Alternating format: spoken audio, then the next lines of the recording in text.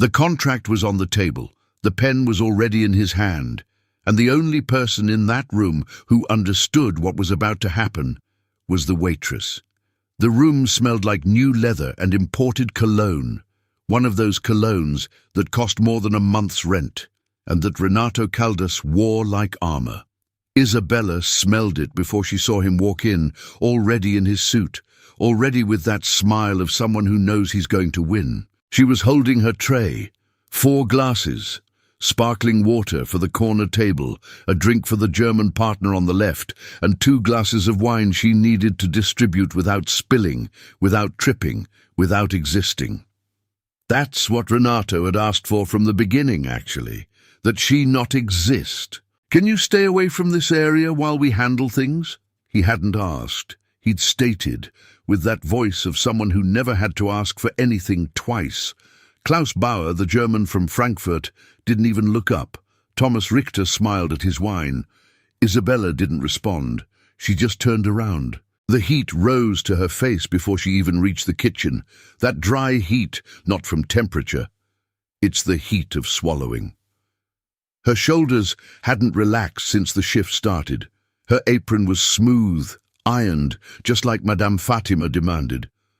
But her feet hurt at a level you learn to ignore after 3 years of double shifts. She went back to the dining room when the glasses needed refilling. That's when Renato saw the tray in her hand, looked at his partners with a wide smile and said, loudly, without any care, "Kids these days, right? They just want to show off." Laughter. 2 of them at least. Isabella stopped. The tray felt different in her hand. The knot in her throat tightened slowly like a hand closing without hurry. But she didn't leave, because at that moment, she heard something in German. And she understood every word.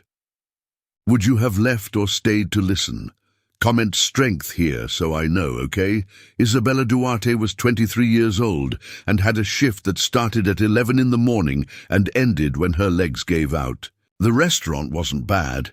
It was a place with white tablecloths, a menu in 2 languages, and customers who didn't look at the faces of those who served them. She knew how to move between tables without bumping into anything, knew how to anticipate an order before the person even opened their mouth, knew how to smile the right way, not a smile of joy, a smile of service, the kind of smile that tires your muscles differently. In the 20-minute break she had between lunch and dinner, she'd stay in the little corner of the back hallway, phone in hand with an article open. It wasn't social media. It was a text about bilateral contracts between Brazil and Germany that she needed to finish reading before her Thursday tutoring session. No one knew that. No one asked. She'd put her phone away when Madame Fatima appeared in the doorway. She'd stand up, adjust her apron, and go back. There was something in her that the world hadn't seen yet, and she knew it, and she waited.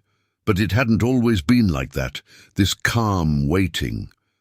There was a day she almost gave it all up. Munich, 2 years earlier. The email about the full scholarship arrived on a Tuesday afternoon.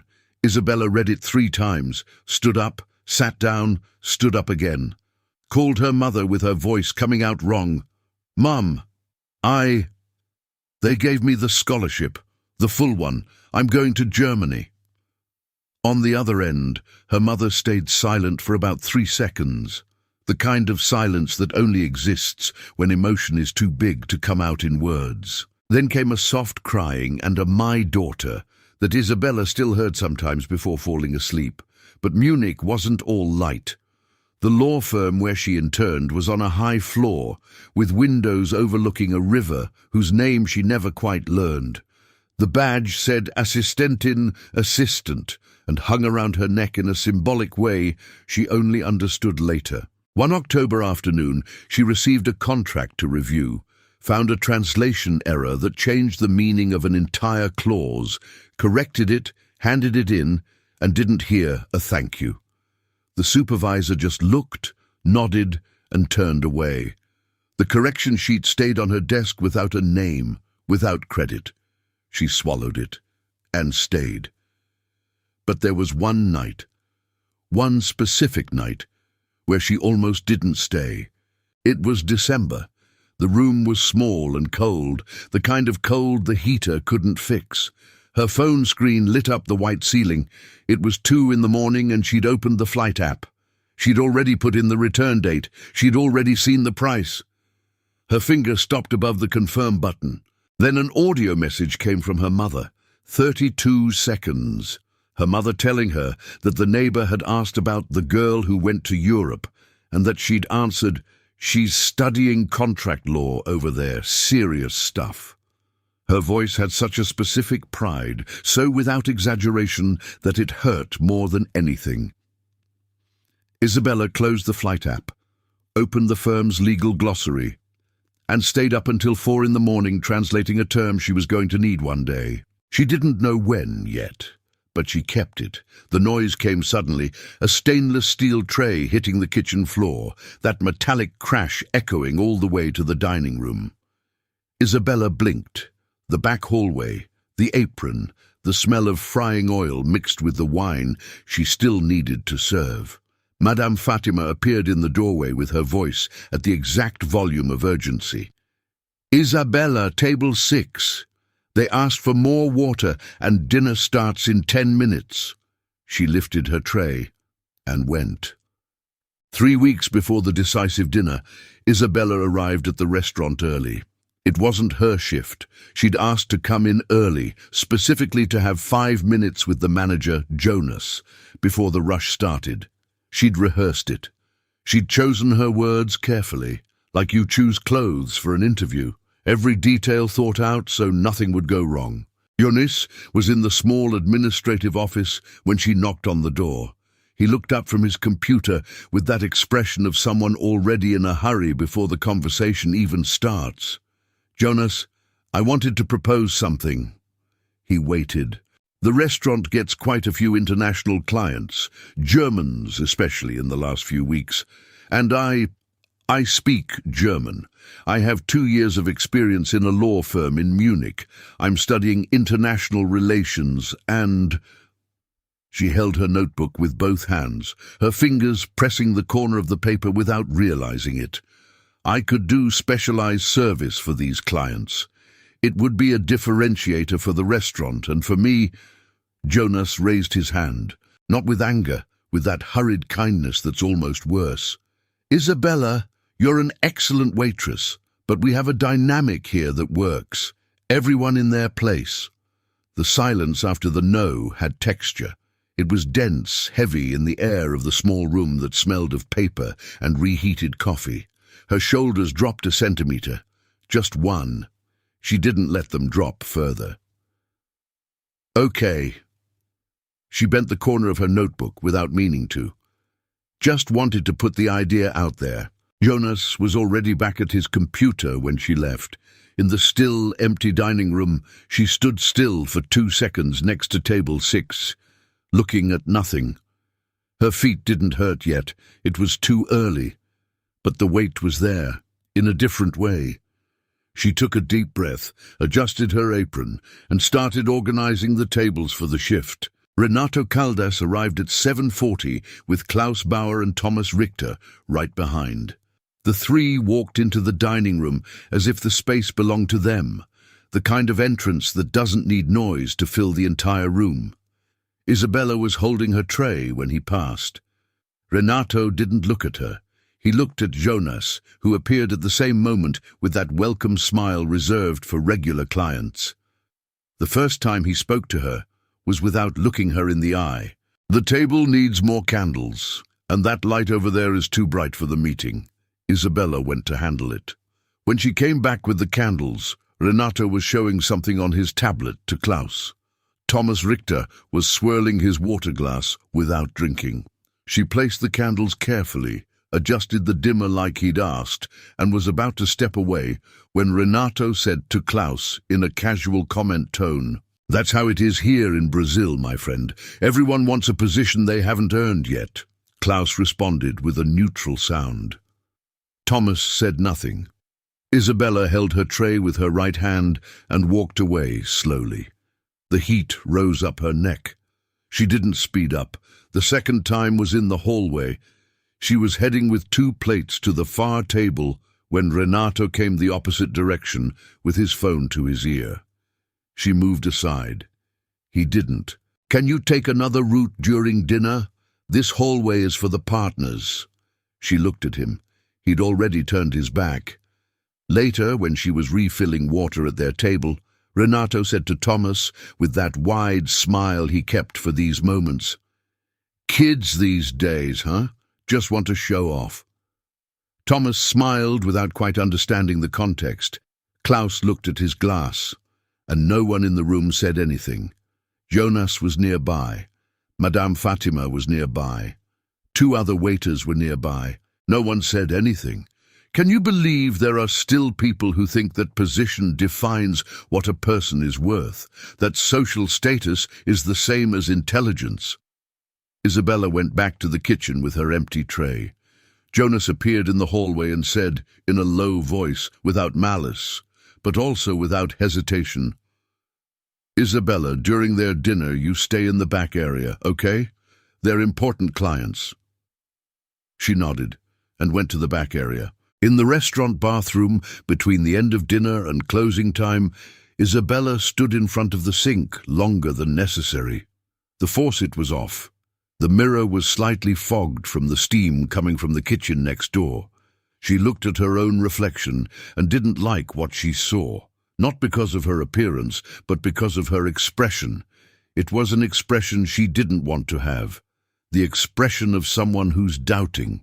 Her shoulders shook slowly. She covered her face with her hand, her cold palm against her warm forehead. "I can't." Her voice came out low, almost without meaning to. "I can't keep pretending this is normal." But the other part of her, the part that had stayed up until 4 in the morning in Munich translating legal terms, that part didn't agree. A memory came in fragments. The badge, Assistentin, the weight around her neck, the correction she'd made to the contract without getting credit. She'd swallowed that too, and she'd stayed. And she'd learned more in those weeks than in any classroom. Would it make sense to, keep trying? The question hung in the small bathroom air for 3 seconds. She opened her phone without a clear goal. The screen lit up on the last thing she'd opened, the Munich law firm's app. The glossary was there, intact. The access still worked. She'd never uninstalled it because she'd never found a reason to. The firm's name on the screen, she kept looking at it. It wasn't nostalgia.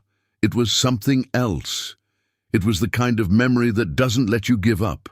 Not because it's beautiful, but because it's real, because it cost something. Isabella put the phone back in her apron pocket, washed her face, picked up her apron from the sink, breathed through her nose slowly until her chest stopped tightening, and opened the bathroom door. The decisive dinner was set for a Friday. Isabella found out from the schedule Madame Fatima pinned to the kitchen wall on Wednesday morning. Reserved table, VIP clients, 4 hours of closed service. Sergio Montero's name was written in blue pen in the observations field, and below, Caldas Consulting +2 international executives. She didn't say anything, folded her apron and went to start her shift. On Friday, the dining room was prepared differently. New tablecloths, different glasses, the candles Renato had asked for the previous week already in place. Jonas paced nervously, adjusting things that were already adjusted. Isabella arrived early. She was holding her tray when the table was occupied. Sergio Montero was shorter than she'd imagined. He walked in without ceremony, shook Klaus and Thomas's hands firmly, and sat at the head of the table like someone who knows their space. Renato arrived 2 minutes later in a dark suit, impeccable hair, and with a thin folder under his arm that he placed on the table like he was putting a card on the gaming table. Isabella started serving the opening drinks. She had Klaus's glass in her hand when Renato said something in German to Thomas, laughing softly. A quick phrase, casual, the kind that seems like a comment between friends but isn't. She understood. He'd said, She's smiling like she matters here." Thomas responded with a short laugh. Klaus looked at his drink. The heat rose to her face before she finished putting the glass on the table. That heat that starts behind the ears and goes down slowly. Renato's cologne was strong, heavy, woody, the kind that lingers in the air after the person leaves. She breathed through her mouth without letting it show. Around her, 2 new waiters watched from a distance. Neither looked at her. Everyone's attention was on the large table, on the men in suits, on the dinner that mattered. No one saw what had just happened. Isabella went to get the next tray. Half an hour later, she was coming out of the kitchen with a platter when Renato appeared in the back hallway, alone, without his partners, without Jonas, without anyone. He had his phone in his hand and stopped when he saw her. He put his phone in his pocket slowly. "You're moving around here too much." It wasn't a question. Isabella held the platter with both hands. "Just going to the far table. I asked you to stay away from this area. This is the route from the kitchen to the dining room." He tilted his head slightly, like someone being patient with someone who doesn't understand the obvious. "Look." His voice was low, almost gentle, which was the worst tone she'd ever heard. "I understand you need to work. I respect that. But there are environments that require a certain level, you know, and when you don't have that level yet—" He paused, calculated. "It's more elegant to recognize it." Isabella said nothing. He continued, "College is hard because I see a lot of young people today thinking a degree will solve what attitude can't." The smile wasn't cruel. It was worse. It was condescending. "You're going to be a waitress for a long time still, and there's nothing wrong with that. You just need to understand your place." The hallway was silent. It smelled of hot food and cleaning products. The platter weighed in her arms. Isabella looked at him and didn't answer. She stood still for 2 seconds after he turned his back and walked away. 2 seconds exactly, her fingers squeezing the platter until her knuckles went white. Her breathing wasn't normal. She knew that. She needed 4 counts in and 4 counts out, the way she'd learned in a bad time. Did it once, then again. The step toward the dining room stopped in the middle of the hallway. She wasn't going to explode. It wasn't that. It was something else, harder than exploding. It was understanding that exploding didn't solve anything, and carrying that understanding while her chest still tightened. Renato was back at the table when she got to the dining room. He was laughing at something Klaus had said, the laugh wide, carefree, of someone who left nothing in the hallway, because for him nothing had happened. Isabella placed the platter on the far table without a sound, went back to the kitchen. Madame Fatima asked if everything was okay with just one raised eyebrow. "Everything," Isabella said. And it was true, in the sense that she wasn't going to stop functioning. But it wasn't true in the sense that everything was okay. There was a phrase stuck in her throat that she wasn't going to swallow this time, not because of the word waitress, because of everything he meant when he said it. At 10 at night, when dinner was in the dessert phase and Isabella was alone in the pantry organizing the shift's dishes, she stopped. She leaned her tray against the wall sideways, stood in the small space between the shelves of glassware and the boxes of napkins. She didn't cry, stood still, looking at nothing, and let the wait be wait for about 30 seconds, without trying to solve it, without rehearsing an answer, without building an argument. She just felt. And inside that silence of the pantry, with the muffled noise of the dining room on the other side of the door, something she couldn't yet name changed. It wasn't anger. It was deeper than anger. It was clarity. The restaurant bathroom at 10:30 at night smells like cleaning product with an undertone of fryer grease. The light overhead is too white, merciless. Isabella walked in, locked the door, put her back against the wall, and stayed like that for a second. Then her shoulders started to drop. Not all at once, slowly, like when you finally let go of something heavy you've been carrying for a long time. Her eyes closed. Her breathing didn't return to normal right away. She let her shoulders shake once, twice. Her hand went up and covered her whole face. "I can't," her voice came out without her planning it. "I can't. Man, I can't accept that it's like this." It wasn't about the shift. It wasn't about her aching feet or the apron or the heavy platter. It was about a phrase that had stuck to the inner wall of her chest since the hallway. "You're going to be a waitress for a long time still." Not because of the word, because of the tone, because of the certainty with which he said it, like someone looking at a small plant and decreeing it will never grow. She opened her phone with no clear goal. Her finger scrolled through the photo gallery aimlessly and stopped. The photo was old. Her with the badge around her neck, Assistentin. The Munich law firm in the background, the tall windows, the cold October light coming in from the side. She was smiling in that photo, a tired smile, but of someone who knows where they are. She stared at the photo longer than she expected. It wasn't nostalgia. It was something else. It was a reminder that she'd been somewhere where her German was good enough to correct a contract a senior lawyer had gotten wrong, and no one had given her credit, and she'd stayed, and she'd learned more, and she'd kept it all. She wiped her face with her apron sleeve, not delicately hard, the way you close a subject. Opened the law firm's app. The access was still active, the technical glossary, the clause references, the database of Brazil-Germany bilateral terms she used as a foundation for her thesis.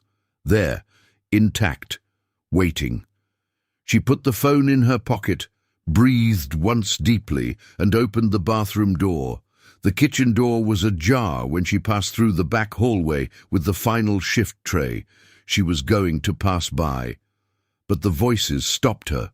It was Klaus and Thomas, just the two of them alone in the hallway leading to the dining room, waiting for Renato to come back from somewhere. They were talking in German without any caution. Why would they? No one there understood. Thomas said, "He inserted the termination penalty in the final version. The Brazilian won't notice before signing." Klaus answered quietly, "And if he does notice?" Renato translates.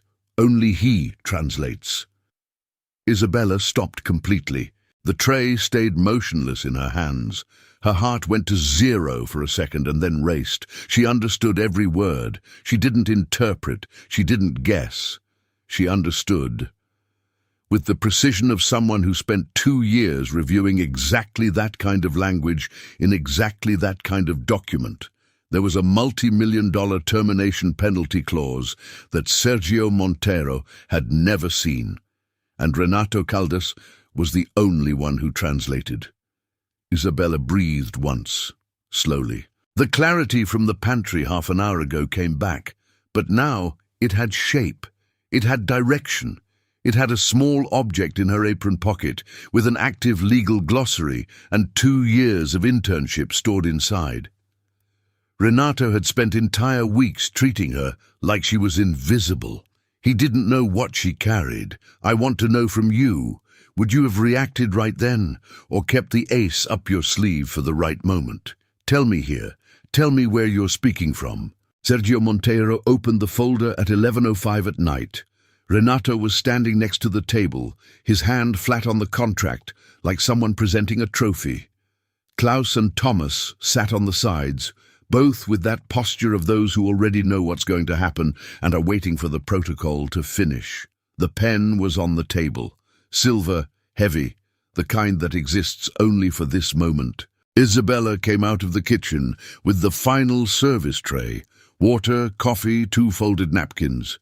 She walked slowly, not because she was afraid, because she was calculating. There was a huge difference between acting on impulse and acting at the right time, and she knew that better than anything. Renato had his back to her when she approached the table. He was pointing at a line in the contract to Thomas, explaining something in a low voice. Sergio looked at the document with that concentration of someone who reads but also listens. divided, too confident in the one who translated for him. Isabella placed the glass of water next to Sergio without a sound. He was about to pick up the pen. She leaned slightly, as if to adjust the position of the napkin, and said softly, just to him, barely moving her lips, "Can I show you something in this document first?" Sergio looked up. It wasn't a waitress's phrase. The tone was different, direct. No beating around the bush, no excuse. He stared at her for 2 seconds. Those 2 seconds when a person decides whether to take someone seriously or not. He took her seriously. "What?"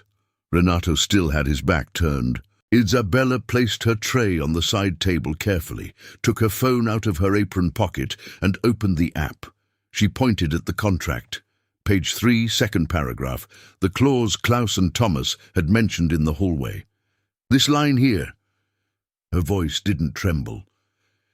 "In the original German version, this clause establishes a termination penalty. In the translation that was presented to you, it doesn't appear." Sergio looked at the document, looked at the phone, looked at her.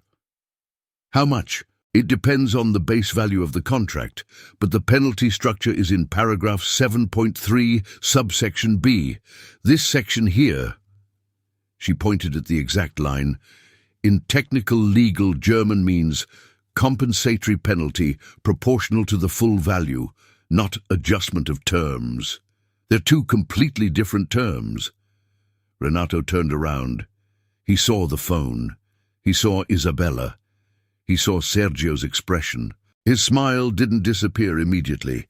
It took about 3 seconds, those 3 seconds when the body hasn't yet updated what the mind has already understood. "What's going on here?" His voice came out controlled, almost bored, like someone interrupting an out-of-place conversation. Sergio didn't answer. He was reading. "She's the waitress, Sergio. I don't know where she got this, but let me finish reading." Sergio's voice was short, not angry yet, just focused. The silence that followed had physical weight. Klaus slowly crossed his arms. Thomas looked at his water glass without drinking. Isabella stood still. She didn't step back, didn't explain more than necessary. She'd said what she needed to say. Sergio turned the page, stopped at paragraph 7.3. "This here," he pointed at the document. "Read it to me." She read it, in German first, slowly with precision. Then she translated line by line, the glossary open beside her for reference. The clause had 4 subsections. She went through each one, without rushing, without performance. Renato tried again. "Sergio, this type of interpretation is technical. You need a qualified jurist to—" "Renato." Sergio didn't raise his voice. He didn't need to. "Be quiet for a minute." It was the first time that entire night that Renato Caldas was left without an answer. His posture changed in slow motion. His shoulders, which had been straight the whole time, dropped a millimeter, then another. His hand, which had been open on the table, slowly closed without him noticing, his thumb pressing against his index finger. Klaus said something quietly to Thomas in German. Isabella understood. Thomas had said, "She's right." Klaus didn't answer. Sergio closed the contract. Put the pen back on the table. Didn't throw it, didn't push it, just put it slowly, with that precision of someone still processing and not wanting his body to say more than his head had already decided. He looked at Renato. "How is it that this paragraph wasn't presented in the version you brought me?" "The translation was reviewed by the partner firm. I can check with them tomorrow morning." Tomorrow morning the contract would already be signed. Renato opened his mouth, closed it.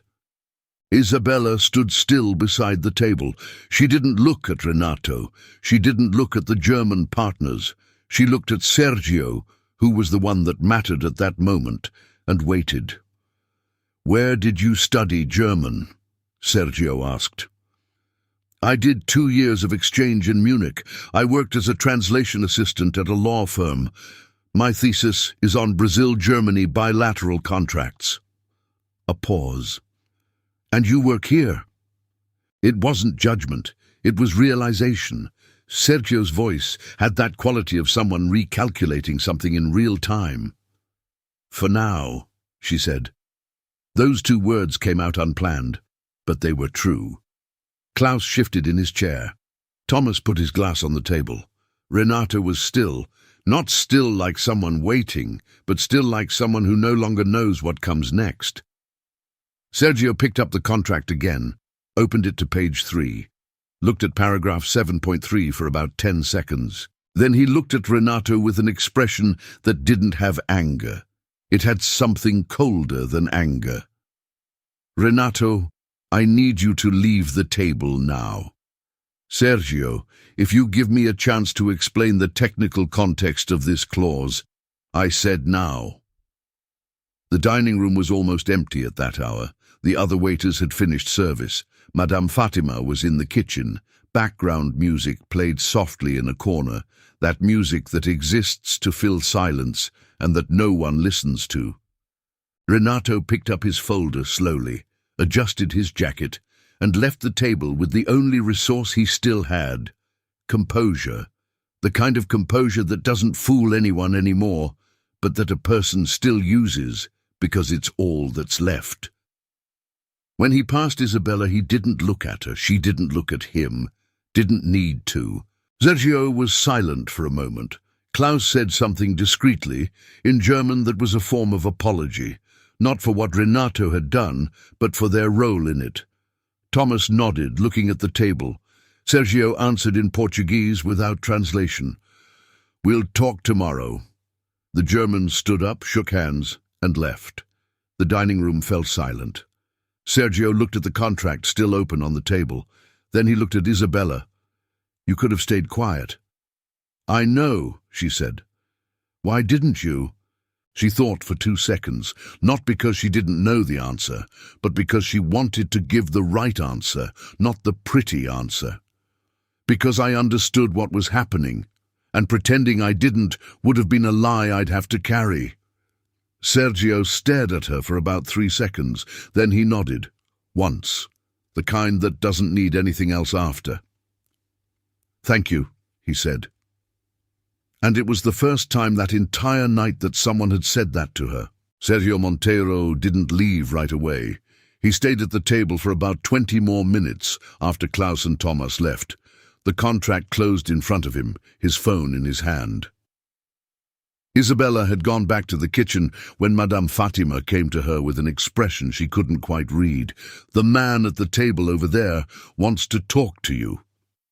Isabella took off her apron, not for ceremony, by instinct. Sergio had called Jonas too. The three of them sat at a small table near the entrance, the one the restaurant used for quick meetings with suppliers. Jonas seemed uncomfortable without exactly understanding why. I need someone to review the final version of this contract with Dr. Figueiredo tomorrow morning. My lawyer, someone who reads technical German and knows what to look for. Sergio spoke directly, without preparation. Would you be available? Isabella looked at Jonas for a second. He looked away at the table. I have class at 2. In the morning then, at 9. She nodded. It's not volunteer work, Sergio said. It's paid at a technical hourly rate. And depending on how it goes. He paused briefly, not from hesitation, from wait. We'll talk about other things after. The paper he slid toward her was a simple card. Name, number, office address. She took it. The surface of the card was slightly textured, that kind of printing that costs money without needing to announce it. It weighed more than a card should. The smell of cold coffee hung in the air. The kitchen had closed. The dining room lights were at half intensity. Jonas said something about always knowing Isabella was special, that she let pass without responding. She left the restaurant with the card in her apron pocket. On the street, the night air was cold and clean the way it gets after 11. She stopped on the sidewalk for 2 seconds, looked at the sky for no specific reason, and breathed. Have you ever received an opportunity from where you least expected it? It's a strange feeling, right?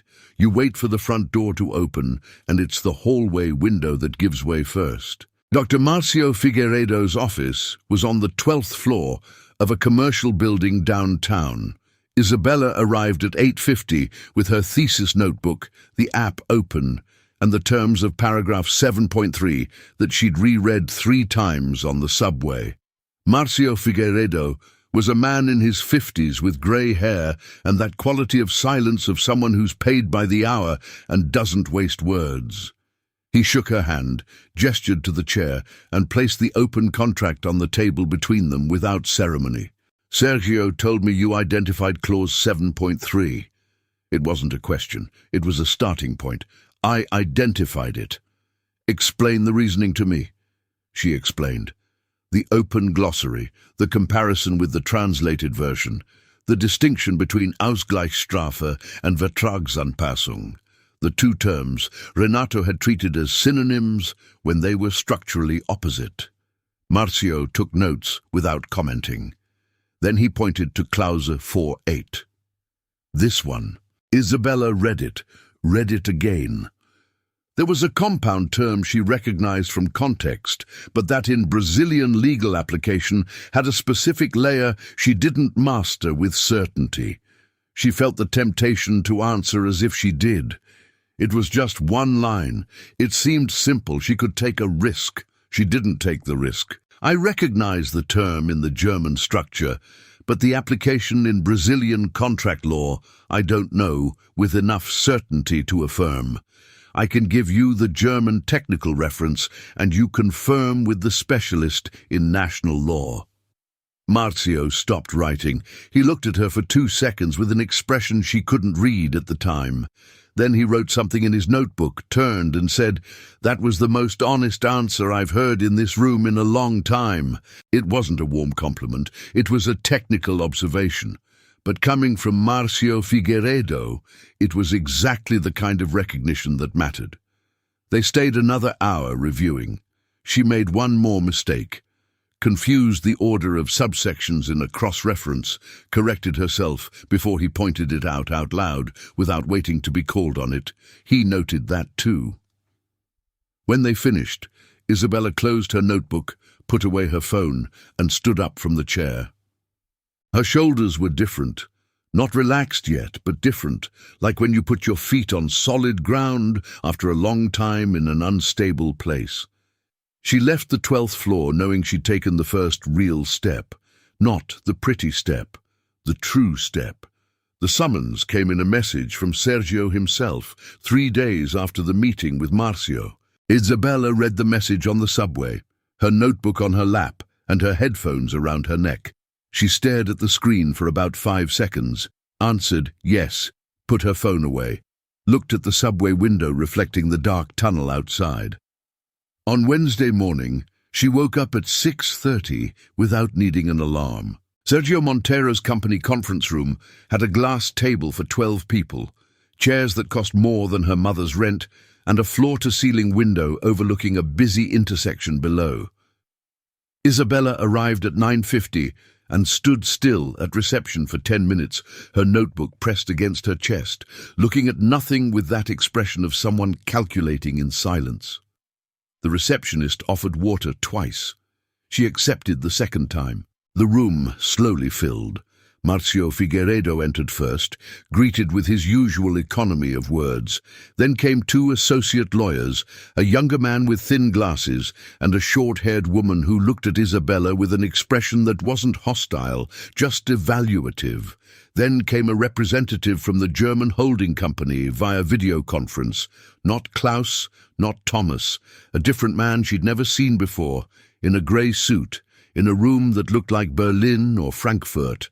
And finally, Sergio. He walked in, shook hands with everyone, sat at the head of the table and looked around. "Let's begin." The knot in Isabella's stomach was immediate. Not the temperature knot. The knot of when the body perceives that what's coming has no rehearsal. She was sitting 3 chairs from Sergio with her notebook open to the page of paragraph 7.3 and her phone face up on her left side. The short-haired woman, Dr. Renata, she learned later, led the first part, chronological review of the contract, clause by clause, with Isabella called upon to translate the technical German passages as they appeared. The first 4 clauses were clean. Isabella translated with precision, Marcio confirmed. The man on video conference nodded silently. The 2 young lawyers exchanged a discreet look after her third response.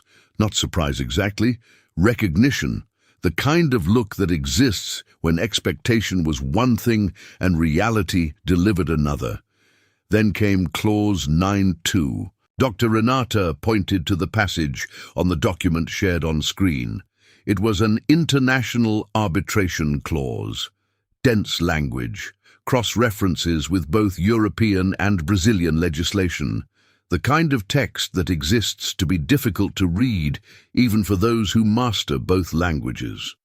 Isabella, what's the correct interpretation of this passage in the context of the agreement?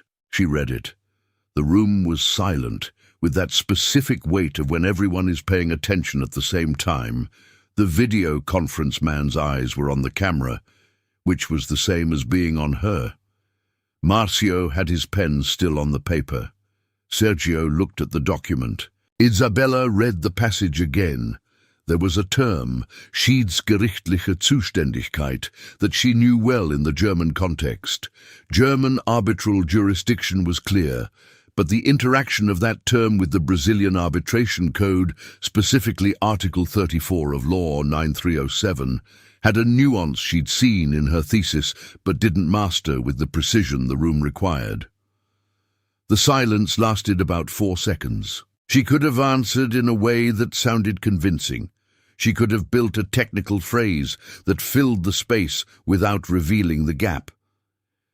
She had enough material to do that. She didn't.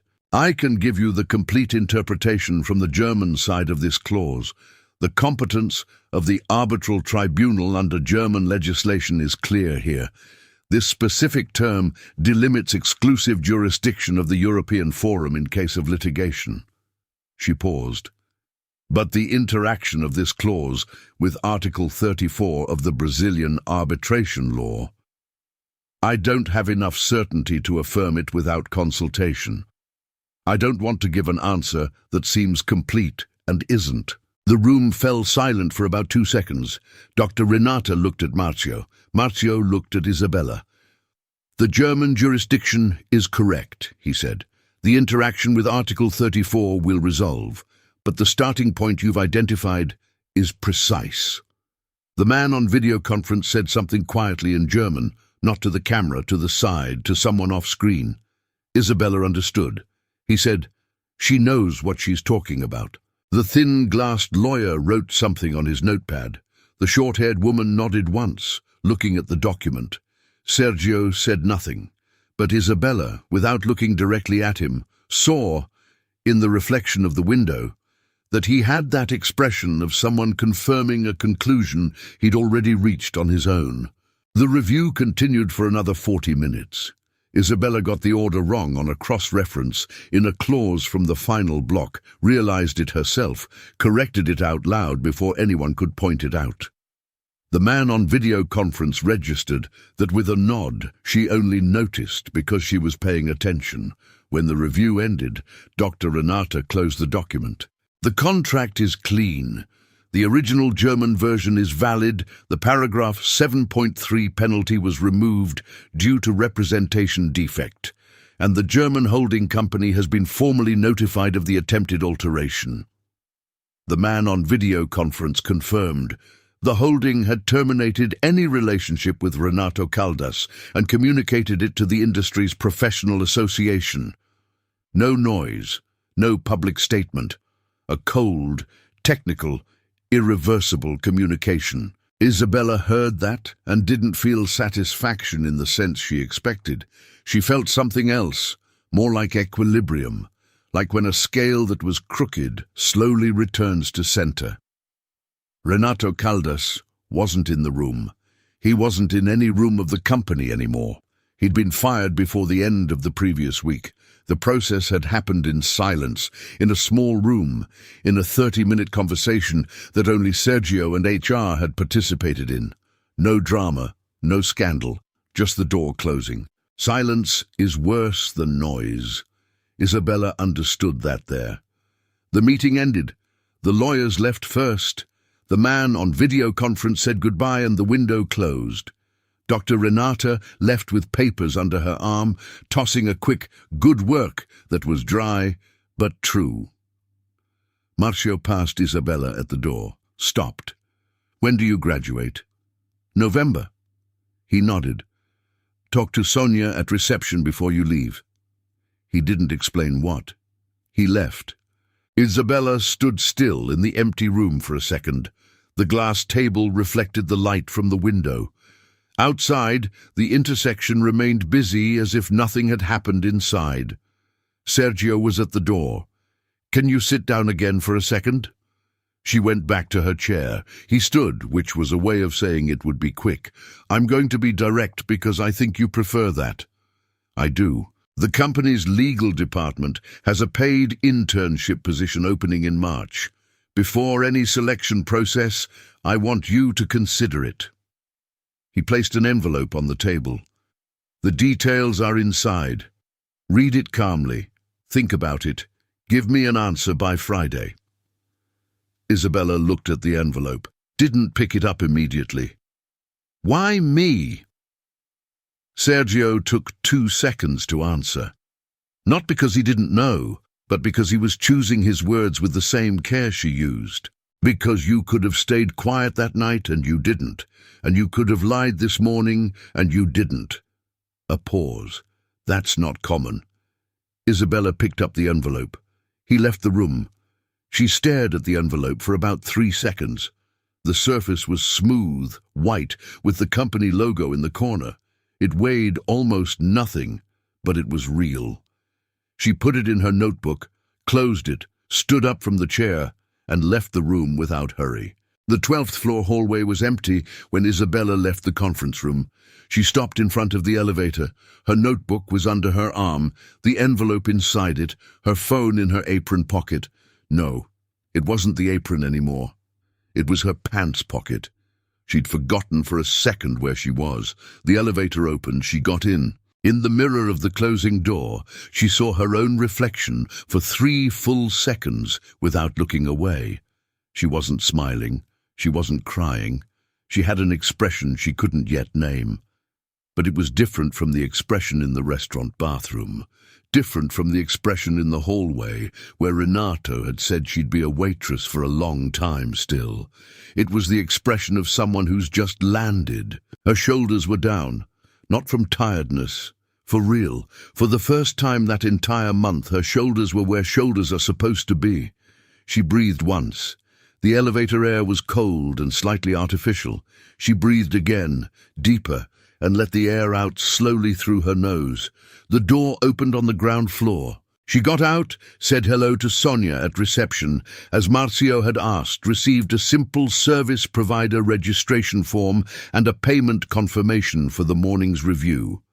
Signed it, folded the paper, walked through the revolving door of the entrance. On the sidewalk, the sun was hitting sideways, that way of a weekday morning that the city doesn't stop to notice. A bus passed. 2 people passed, talking loudly on their phones.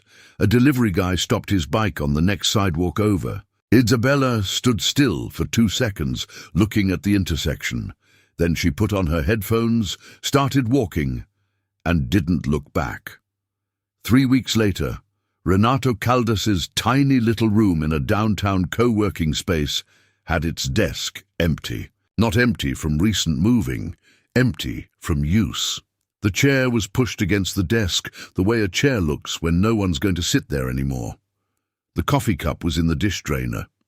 The dark suit was on a hanger behind the door, and he was in shirt sleeves, without his jacket, staring at the computer with that expression of someone waiting for an email that isn't coming.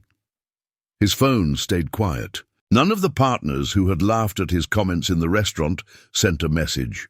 None of the contacts he'd cultivated for years in the industry responded to his last message. The professional association had received the formal communication from the German holding company. No public process, no statement, no noise, just silence. The kind of silence that has no end date. Isabella didn't find out from anyone. She knew because it was the only logical outcome, and she didn't think about it for long. She received the formal internship offer on a Thursday afternoon by email, with the company logo in the header and her name spelled correctly in every field. Salary described, hours described, start date described. She read it once, read it again, closed the email, opened the email again, and accepted it, without asking anyone else to read it first, without calling to ask if it was right, without waiting another day to be sure.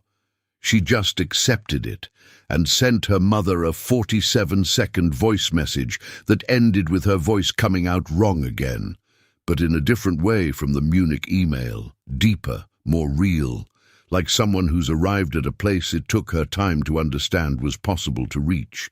Her mother answered with 2 audios. In the second one, she was laughing.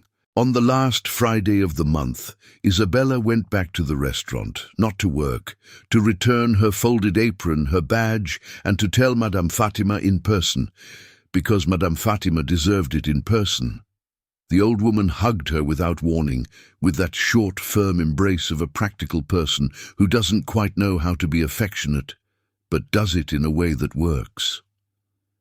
"I always knew," Madame Fatima said. Isabella smiled. "Me too. I just took a little while." She was leaving through the back hallway, the same hallway where Renato had stopped her with the platter in her hands, where he'd said she'd be a waitress for a long time still, when she heard a voice coming from the dining room. A man, customer, talking to the new waiter, Felipe, who'd started the previous month. The tone was that tone, the one of someone being patient with someone who doesn't understand the obvious. "Can you ask your supervisor to come here, because you clearly don't have the ability to handle this alone?" Felipe stood with his tray motionless in his hands. His knuckles were white. Isabella stopped, looked at Felipe, looked at the customer. It wasn't out of anger, it wasn't impulse. It was because of that specific weight of knowing exactly how heavy that tray is when the wrong phrase lands on it. She approached the table with the calm of someone who doesn't need to prove anything. "Can I help with something?" The customer looked at her.